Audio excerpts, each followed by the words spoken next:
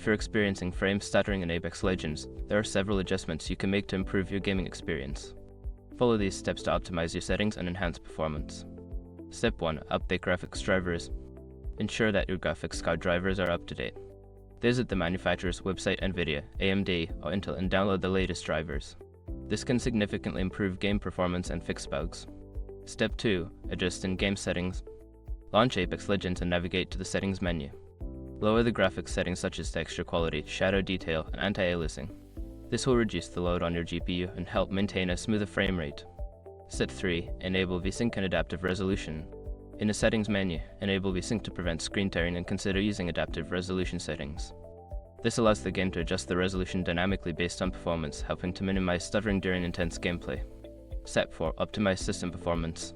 Close unnecessary background applications that may be consuming system resources. Use the task manager to end tasks that are not needed while gaming. Additionally, consider adjusting your power settings to high performance in the control panel. Step 5. Check for network issues. Stuttering can also be caused by network problems. Ensure you have a stable internet connection by using a wired connection instead of Wi-Fi if possible.